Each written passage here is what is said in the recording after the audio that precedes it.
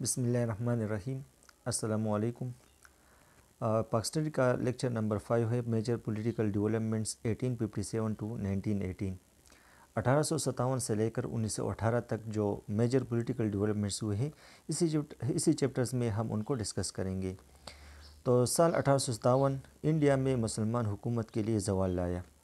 مسلمان اور ہندوؤں نے جنگ آزادی میں حصہ لیا، دونوں اقوام نے حصہ لیا، لیکن انگریزوں نے مسلمانوں کو بغاوت کے لیے ذمہ دار ٹھہرایا کہ یہ مسلمان ہی تھے جنہوں نے انگریزوں کے خلاف بغاوت کی۔ تو مسلمانوں کو بری طرح اور ظالمانہ طریقے سے ستایا گیا اور وقت کے رحم و کرم پر ان کو چھوڑ دیا گیا۔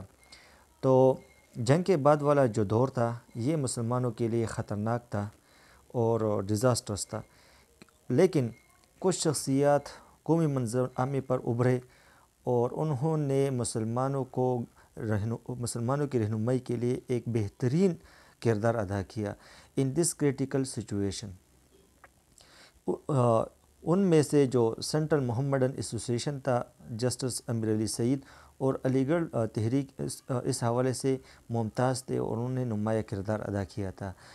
تو اپنی شناخت اور ہندوستانی معاشرے میں اپنی سیاسی پوزیشن کے احیاء کے لیے ان کی جو کوششیں تھیں، اسی وجہ سے مسلمان اس قابل ہوئے کہ مستقبل میں کسی بھی چیلنج کا وہ سامنا کر سکے، کسی بھی مشکلات کا سامنا وہ کر سکے۔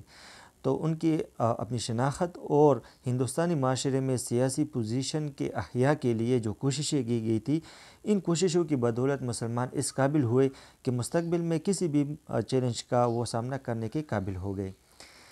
کچھ اہم ایشوز جو ہم نے پچھلے چیپٹرز میں پڑھے تھے، ڈسکس کیے تھے، تو تاریخی پس منظر کے اعتبار سے ان کا ہم کچھ ریفرنس دیں گے۔ ایک ہے ڈکلائن آفٹر دا 1857 اپرائزنگ، 1857 کے جنگ آزادی اور بغاوت کے بعد مسلمانوں کا زوال، سر سید اور ان کے کولیز کے کوششیں احیاء کے لیے، مسلمانوں کے احیاء کے لیے، پھر مسلمانوں اور انگریزوں کے درمیان جو غلط فہمیاں تھی ان کو دور کرنے کی کوشش کی گئی، اور اسی حوالے سے سر سید احمد خان اور مسلم لیگ نے کافی کوششیں کی۔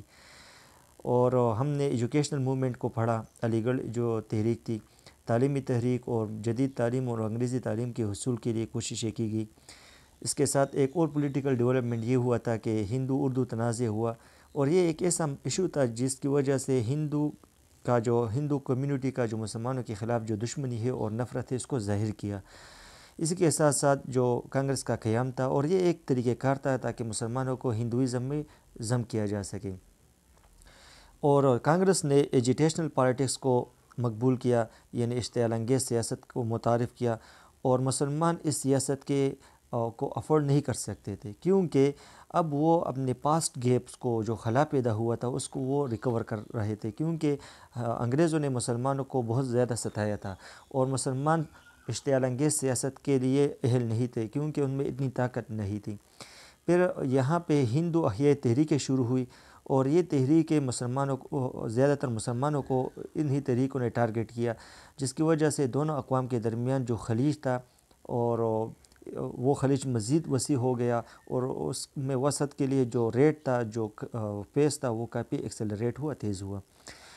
تو 20ویں صدی میں جو ایونٹس ہوئے ان میں پہلا ایونٹ ہے partition of Bengal, Shimla deputation, Shimla وفد، مسلم لیگ کا قیام، اور مسلم لیگ کے جو مقاصد تھے اس میں تبدیلیاں اور معاہدہ لکھنؤ، یہ 5 ڈیولپمنٹس ہوئے تھے 20ویں صدی کے آغاز میں۔ سب سے پہلے ہم پارٹیشن آف بنگال کو ڈسکس کرتے ہیں۔ تو جو متحدہ بنگال تھا اس کا جو پورا رقبہ تھا وہ 1,79,000 مربع میل تھا، اور اس میں 80 ملین آبادی تھی اس کی۔ تو ڈاکٹر عبدالحمید اپنی کتاب مسلم سیپریٹزم ان انڈیا میں لکھتے ہیں کہ یہ پارٹیشن، یہ تقسیم انتہائی امپورٹنٹ تھا، اگرچہ کرزن نے ابھی اس کو شروع بھی نہیں کیا تھا، اور وجہ یہ تھی کہ ایک لیفٹیننٹ گورنر کے لیے مشرقی علاقوں کی دیکھ بھال کرنا مشکل تھا، اور زیادہ تر جو مسلمان تھے وہ مشرقی علاقے میں رہ رہے تھے۔ تو مسلمان اس نظام سے بری طرح متاثر ہوئے تھے، کیونکہ جو برطانیہ کا جو بوسیدہ نظام تھا، بوسیدہ انتظامی سسٹم تھا، اس کی وجہ سے مسلمانوں کو بہت مشکلات کا سامنا کرنا پڑا۔ تو 1905 سے پہلے بنگال کی تقسیم کے حوالے سے کئی تجاویز وہ زیر غور آئے تھے، لیکن یہ لارڈ کرزن ہی تھا جنہوں نے فیصلہ کیا کہ وہ اس انتظامی اسکیم کو عملی جامہ پہنائے۔ یہ بات نوٹ کرے کہ جو مشرقی بنگال تھا یہ مسلم میجارٹی پروونس تھا اتفاقی طور پر انسیڈنٹلی، کیونکہ 3 کروڑ 10 لاکھ آبادی میں 1 کروڑ 30 لاکھ آبادی وہ مسلمانوں پر مشتمل تھی، جبکہ مغربی بنگال یہ ہندو میجارٹی پروونس تھا، اور مسلمان اس پارٹیشن پر بہت خوش تھے، کیونکہ اسی پارٹیشن کی وجہ سے وہ اس قابل ہو گئے تھے کہ وہ اپنی لائف کنڈیشن کو پروموٹ کرے، امپروو کر سکے، اور ہم کہہ سکتے ہیں کہ یہ ایک اپرچونٹی تھا مسلمانوں کے لیے۔ تو مسلمان کمیونٹی نے اس کو اسٹرانگلی سپورٹ کیا، لیکن ہندو نے اس کو جو ہے نا غصے سے اس کا رد عمل پیش کیا اور کہا کہ یہ جو مادر وطن ہے اس کی تقسیم، انہوں نے یہ کہا کہ یہ تو مادر وطن کی تقسیم ہے، اور کانگریس نے اینٹی پارٹیشن موومنٹ کو جوائن کیا۔ تقسیم کے خلاف جو تحریک شروع ہوئی، کانگریس نے اس کو بھی اس میں شمولیت اختیار کی، اور انہوں نے بڑے پیمانے پر اشتعال، تشدد اور احتجاج اور جو بیرونی اشیاء تھی ان کا بائیکاٹ شروع کیا انگریزوں کو مجبور کرنے کے لیے، تاکہ وہ اس تنسیق کو ختم کرے، سوری تقسیم کو وہ منسوخ کرے۔ تو ہندو پروٹیسٹ کا جو اہم وجہ تھا وہ یہ تھا کہ مشرقی علاقوں پر ان کا گرفت وہ ڈھیلا ہو گیا تھا، کیونکہ مشرقی علاقوں میں مسلمان آباد تھے، تو ان کا کنٹرول اس پر ختم ہوا تھا۔ انیولمنٹ آف دا پارٹیشن آن 12 دسمبر 1911، تنسیخی تقسیم بنگال۔ برطانوی حکومت نے جو پارٹیشن ہے اس کو ریووک کیا، منسوخ کیا، تاکہ جو کنگ جارج پنجم ہے وہ ہندوستان تشریف لا رہے تھے، وزٹ کر رہے تھے، تو وہ چاہتے تھے کہ یہاں پہ کوئی ٹربل نہ ہو، تو اس ٹربل کو اوائڈ کرنے کے لیے انہوں نے جو تقسیم بنگال ہے اس کو منسوخ کیا۔ تو مسلمان انگریزوں کے اس رد عمل پر بہت مایوس ہوئے، اور انگریزوں نے یہ رد عمل کیوں پیش کیا؟ کیونکہ ہندوؤں نے جو پرتشدد احتجاج کا جو اسٹریٹجی تھا وہ اپنایا تھا، اس سے انگریز خائف ہو گئے اور انہوں نے اس تقسیم کو منسوخ کیا، تو اس سے مسلمان بہت مایوس ہوئے۔ شملہ ڈیپوٹیشن 1906، شملہ وفد جو کہ 1906 میں یہ وفد وائسرائے کے ساتھ ملا تھا، در حقیقت میں شملہ ڈیپوٹیشن یہ مسلمانوں کی سوچ کے عکاس تھا، جو کہ مسلمانوں میں اس وقت وہ ڈیولپ ہو رہا تھا، یہ سوچ کہ یعنی یہ کہ مسلمانوں کے کچھ خاص مفادات تھے، اور یہ کہ مسلمانوں کو اپنے حقوق کی حفاظت کے لیے کھڑا ہونا چاہیے، اور جب تک کہ مسلمان کھڑے نہیں ہوں گے اپنے حقوق کے لیے تو یہ مقاصد حاصل نہیں ہو سکیں گے۔ تو شملہ وفد جو تھا یہ ایک منظم کوشش تھی مسلمانوں کی جانب سے، تاکہ وہ اپنے ڈیمانڈز کو، مطالبات کو پیش کر سکے اور انگریزوں سے یہ مطالبات تسلیم کروائے۔ تو شملہ وفد میں 35 مسلمان رہنما تھے، تمام انڈیا سے تعلق رکھتے تھے، مختلف صوبوں سے، اور یہ مسلمان لیڈر کا ایک گلیکسی تھا، کہکشاں تھا، اور اس میں تمام صوبوں سے لیڈر شامل تھے، ہندوستان کے ایک کونے سے لے کر دوسرے کونے تک، اور اس میں لیڈر تھے، مسلمان لیڈر تھے، اور تقریباً تمام بیک گراؤنڈ سے تعلق رکھنے والے مسلمان اس میں شامل تھے۔ اس لیے ہم کہتے ہیں کہ جب 1906 کا شملہ ڈیپوٹیشن وائسرائے نے بلایا، اس سے ملاقات کی، تو یہ مسلمانوں کا سب سے زیادہ نمائندہ وفد تھا۔ اس وفد کی جو قیادت تھی وہ سر آغا خان کر رہے تھے، اور اس وفد کا جو سیکریٹری تھا وہ نواب محسن الملک تھا، اور یہ وفد شملہ کے مقام پر وائسرائے سے ملی، اسی وجہ سے اس کو شملہ وفد کہا جاتا ہے۔ جو یادداشت، جو میمورنڈم انہوں نے پیش کیا، تو یہ ایک قسم کے مطالبات تھے جو کہ اس وقت کے مسلمانوں کے ذہنوں میں سب سے زیادہ تھے۔ وفد نے اس چیز پر زور دیا کہ مسلمانوں کو آپ صرف نیومیریکل ٹرمز میں ان کو نہ دیکھیں، یعنی عدد اعتبار سے ان کو نہ دیکھیں، بلکہ جب آپ ان کی جو تاریخی اہمیت ہے اس کو بھی مد نظر رکھیں، کیونکہ مسلمانوں نے 1000 سال تک ہندوستان پر حکومت کی، اور یہ کہ جو کنٹریبیوشن انہوں نے برٹش انڈیا میں کیا ہے، مسلمانوں نے جو حصہ ڈالا ہے اور انگریزوں کے لیے انہوں نے قربانیاں دی ہے، اس کو بھی مد نظر رکھا جائے، اور ان کی اہمیت کو مد نظر رکھتے ہوئے انگریزوں کو ان ڈیمانڈز کو اکوموڈیٹ کرنے کے لیے کام کرنا چاہیے اور ان کے ڈیمانڈز کو تسلیم کرنا چاہیے۔ اس کے ساتھ وفد نے اس بات پر بھی زور دیا کہ جمہوری اصول کو انڈیا میں متعارف کیا جائے اور یہ بات بھی نوٹ کرے کہ ہندوستان کے جو محسوس حالات ہیں ان کو مد نظر رکھے، کیونکہ ہندوستان میں تنوع ہے، ڈائیورسٹی ہے، اختلاف ہے، کیونکہ یہاں پہ مختلف قسم کے لوگ رہ رہے ہیں، اور یہ بھی حقیقت ہے کہ مسلمان اپنے آپ کو ایک جداگانہ اینٹیٹی یعنی قوم سمجھتے ہیں۔ تو یہ تمام چیزیں ذہن میں رکھا جائے، مد نظر رکھا جائے، کیونکہ انڈیا ایک ہوموجینس املگمیٹڈ نہیں ہے، یعنی نہ ہی مونولیتھک پولیٹیکل آئیڈینٹی ہے، نہ یکساں سیاسی آئیڈینٹی ہے، یہاں پہ شناخت ہے، کیونکہ یہاں پہ کافی زیادہ اقوام رہ رہی ہے۔ تو یہ ایک پولیٹیکل آئیڈینٹی ہے جس میں ڈائیورسٹی ہے، جس میں اختلاف ہے، تنوع ہے، ڈائیورجنس ان ویو، نظریات میں اختلاف ہے، آؤٹ لک میں اختلاف ہے، اور جب آپ ایک ایسا سسٹم متعارف کروائیں گے انگریزوں سے مخاطب ہے، تو ان حقائق کو مد نظر رکھا جائے اور ان ریالٹیز کو اکوموڈیٹ کیا جائے۔ تو جب انہوں نے یہ سبمیشن پیش کیا، عرضی پیش کی، تو انہوں نے کچھ ڈیمانڈز وہ پریزنٹ کی۔ ایک ڈیمانڈ یہ تھا کہ مسلمانوں کو ان کی آبادی سے زیادہ نمائندگی دی جائے، کیونکہ ان کی امپورٹنس ہے۔ ایک یہ ہے کہ تاریخی اہمیت ہے، دوسرا یہ ہے کہ انہوں نے برٹش انڈیا میں بہت زیادہ کنٹریبیوشن کیا ہے، تو اسی وجہ سے ان کو آبادی کی تناسب سے زیادہ ان کو نمائندگی دی جائے۔ دوسرا یہ ہے کہ سپریٹ الیکٹوریٹ۔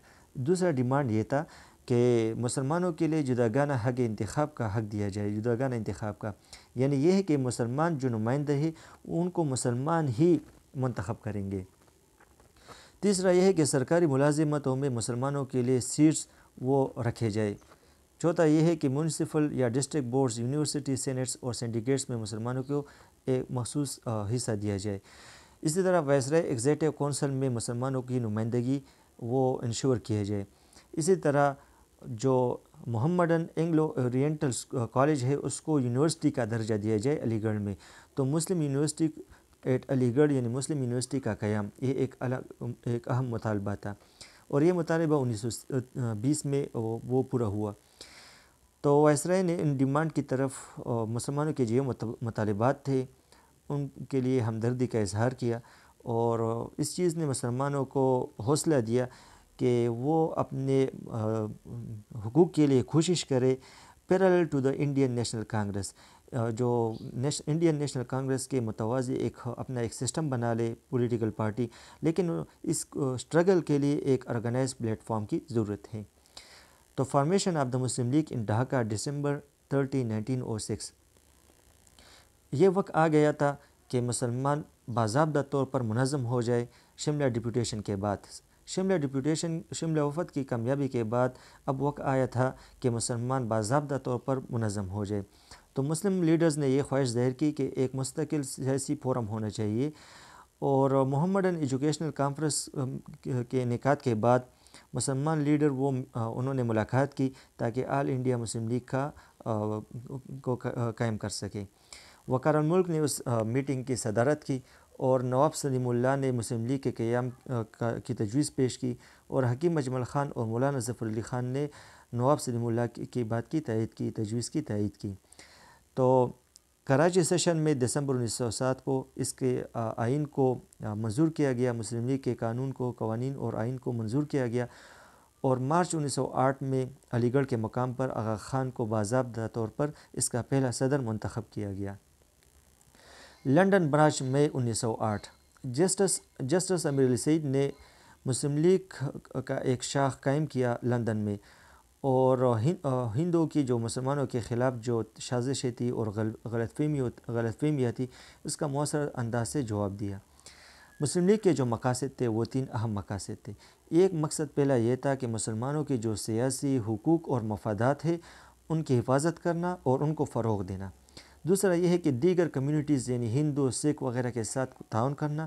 تیسرا یہ ہے کہ مسلمانوں میں وفاداری کا احساس پیدا کرنا انگریزوں کے لیے، یعنی انگریز حکومت کے لیے مسلمانوں کے اندر وفاداری کا جذبہ پیدا کرنا تاکہ وہ انگریزوں کے وفادار رہے، کیونکہ 1857 جنگ آزادی کے بعد انگریزوں نے مسلمانوں کو دشمن ٹھہرایا تھا، جس کی وجہ سے مسلمان کافی متاثر ہوئے تھے بری طرح۔ تو مسلم لیگ چاہتی تھی کہ ہمارے انگریزوں کے ساتھ اچھے تعلقات ہو تاکہ مسلمان ترقی کر سکے ہر میدان میں۔ Change in the goal of the Muslim league 1913. تو 20ویں صدی کے پہلی دہائی میں کافی پولیٹیکل ڈیولپمنٹس ہوئی تھی، جیسا کہ تقسیم بنگال کا منسوخ ہونا، اسی طرح انگریزوں نے اور جو ویسٹرن ممالک نے انہوں نے مسلمان ممالک پر حملے کیے، جیسا کہ بلکن وار تھا، اٹلی نے لیبیا پر حملہ کیا تھا. اسی طرح کانپور میں ہندوستان میں ایک مسجد کو مسمار کیا گیا انگریزوں کی طرف سے. تو ان تمام ڈیولپمنٹس نے انگریزوں پر مسلمانوں کے جو اعتماد تھا وہ کمزور کیا، اور اب مسلمان انگریزوں پر اعتماد نہیں کر رہے تھے. تو اسی وجہ سے مسلم لیگ نے اپنی پالیسی میں ایک بڑی تبدیلی لائی. 1913 میں مسلم لیگ نے اپنے مقاصد میں تبدیلی لائی. کون کون سے مقاصد انہوں نے ایڈ کیے؟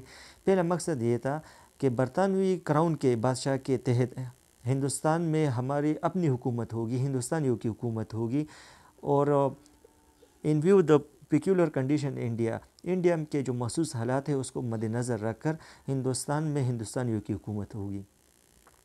دوسرا یہ ہے کہ دیگر کمیونٹیز جو کہ ہندو ہے یا سکھ ہے ان کے ساتھ اچھے تعلقات ہوں گے، اور کسی بھی سیاسی پارٹی کے ساتھ ہم تعاون کریں گے جو اسی مقصد کے لیے کام کرے. یعنی ہندوستان میں اپنی ہندوستانیوں کی حکومت کے قیام کے لیے جو بھی پارٹی وہ کوشش کرے تو ہم اس کے ساتھ ہوں گے.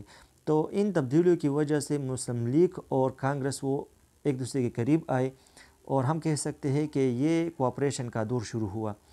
اور اس حوالے سے قائد اعظم کا جو کردار تھا یہ قابل تعریف ہے، کیونکہ انہوں نے کانگریس اور مسلم لیگ کو ایک ٹیبل پر لایا. اور قائد اعظم نے مسلم لیگ میں شمولیت اختیار کی 1913 میں. یعنی قائد اعظم اس سے پہلے وہ کانگریس میں تھے، اور اب انہوں نے مسلم لیگ میں بھی شمولیت اختیار کی. اب وہ دو پارٹیوں کے رکن بنے. لکھنؤ پیکٹ، معاہدہ لکھنؤ 1916. معاہدہ لکھنؤ ہندو مسلم اتحاد کا ایک پیداوار ہے جس کی تصور محمد علی جناح نے پیش کیا تھا. تو دسمبر 1915 میں مسلم لیگ اور کانگریس بمبئی میں علیحدہ انہوں نے اپنے اجلاس کیے، اور پھر دونوں پارٹی نے ایک کمیٹی تشکیل دی اور دیگر پولیٹیکل پارٹیز کے ساتھ مشاورت کرنے کے بعد کہ ہندوستان میں آئینی تبدیلیوں کے لیے، کنسٹیٹیوشنل چینجز کے لیے جو اسکیم ہے اس کو تیار کرنے کے لیے انہوں نے ایک کمیٹی تیار کی. تو مسلم لیگ اور کانگریس نے دیگر پارٹیوں کے ساتھ مشاورت کرنے کے بعد جو آئینی تبدیلیاں ہے اس کے لیے اسکیم تیار کرنے کے لیے انہوں نے کمیٹی بنائی. Role of the Quaid Azam, جناح نے دونوں قوموں کو یونائٹ کرنے کے لیے ایک اہم کردار ادا کیا، اور انہوں نے مسلمانوں کے حقوق کو تسلیم کروایا. تو دونوں پارٹیوں نے لکھنؤ کے مقام پر مشترکہ اجلاس کا انعقاد کیا، اور یہ آئینی تجاویز انہوں نے پیش کیے اور ان کو منظور کروایا. ایک یہ ہے کہ کانگریس نے پہلی بار، دونوں پارٹیوں نے امپیریل لیجسلیٹو کونسل میں مسلمانوں کے لیے 1/3 نشست کی منظوری دی کہ مسلمان کے پورے امپیریل لیجسلیٹو کونسل میں 1/3 اکثریت مسلمانوں کی ہوگی. دوسرا یہ ہے کہ سپریٹ الیکٹوریٹ کو ایکسیپٹ کیا. تیسرا یہ ہے کہ یہ بھی مسلمانوں کے لیے کامیابی تھی. اور یہ ہے کہ جو ایگزیکٹو کونسل ہے، امپیریل ایگزیکٹو کونسل، اس کے آدھے ممبرز وہ امپیریل لیجسلیٹو کونسل اس کا انتخاب کریں گے. اسی طرح ہندوستانیوں کی بھرتی ہوگی کمیشن رینک میں، یعنی آرمی کے جو کمیشن رینک سے آفیسرز ہیں ان میں ہندوستانیوں کو انڈکٹ کیا جائے گا.